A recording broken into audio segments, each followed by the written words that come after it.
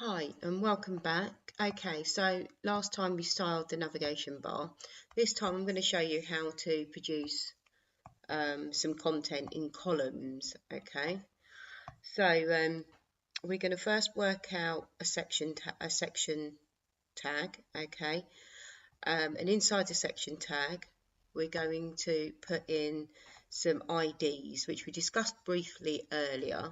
Okay, so an ID is something you can use to change your CSS to that part of the page or later JavaScript. They're very handy. You only have one ID per item. You can't have the same ID to share among many items. Okay, if you need to use the same type of style or same type of script, you use classes, but we'll discuss classes later.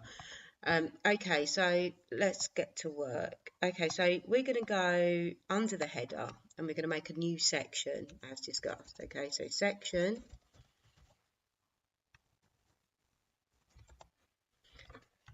Now, in our section, we want 3 columns.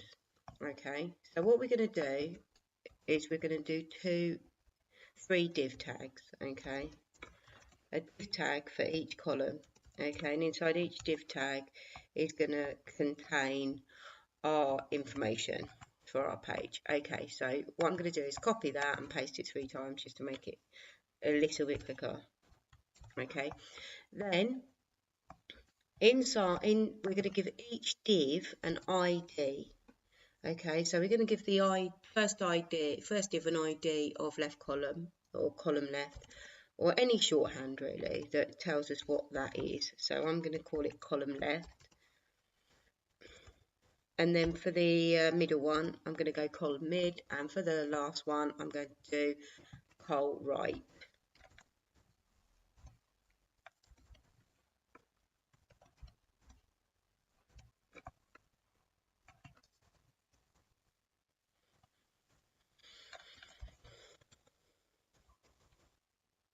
Okay, so that lets us know which columns we're dealing with. Okay, now I'm going to grab some text from Lorem Ipsum. So if you go across to Google Lorem Ipsum, it'll give you a set of search results. You want a generator, okay, because this will generate you however much text you want. So for this project, we're going to go for 30 words, okay. So you pick on 30 words, it gives you the text here. All you do is copy it, and we're going to paste it in between each div tag. Okay, so now sometimes it helps if you return so you can read it easier, because there's quite a lot of text there, but I think we need a lot of text to kind of demonstrate what we're doing here so you can get a good idea. So what I'm going to do is copy that again rather than paste it before, because then I've got the actual format that I want it in. Okay, so if we go onto our site and we refine it, we've got 3 lines of text completely the same. Well, actually more than 3 lines of text, but they're all identical. Okay, so now to style them, to put them in columns, we need to go back into our style tag. Okay, so okay, and we're going to use the ID. So as before with the we need the hash sign to tell the computer that it is an ID that we're targeting. Okay, in our ID we're going to start with the left column. So if you're lucky, your code editor should come up with what you've previously typed. Now this helps so you don't make any errors, because sometimes it can be really annoying when you make error missing out letters, words, spelling something incorrectly, and it doesn't work, and sometimes it takes you a while to realise that it's because you've got the wrong spelling or the wrong format. Okay, so again, curly braces. So within our column left, we need to specify width. Okay, so how I'm going to do this, and I'm going to imagine the whole page is 100%, okay, and then I'm going to have 25% for the left column, 25% for the right column, and then in the middle I'm going to do 40%.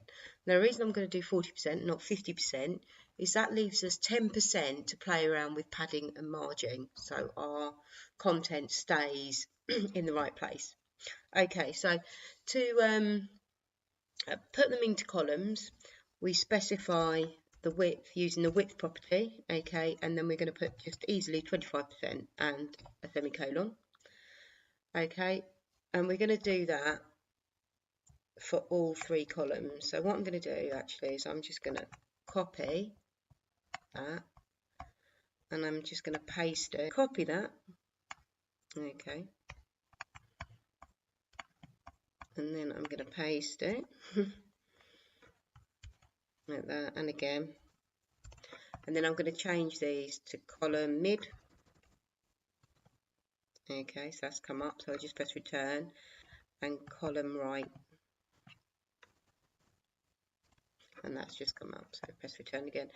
So if we go like that, you probably won't see any difference. It just, well, you will, because it will do in columns with a specified width, and they're all the same. So then we're going to change this middle one to 40%, just so you can see what's actually going on while we're coding here. So there we go, that makes that wider. Now to make them into columns and lines like in a newspaper, we now need to float. So what we're going to do is we're going to put a float command. Now this will float everything to the left of this column, because we're going to put float left. Okay, so if you watch, this is what happens when we put it in the first one.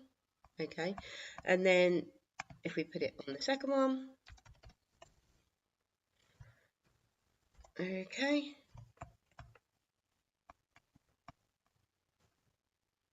okay, and then if we put it on the third one,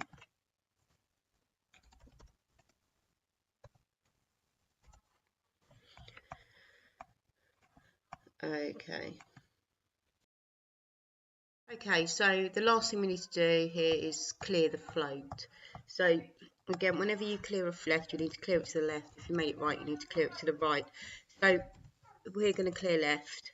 Okay, so nothing else will float by the right hand column.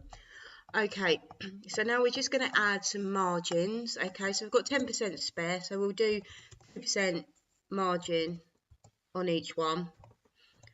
Okay,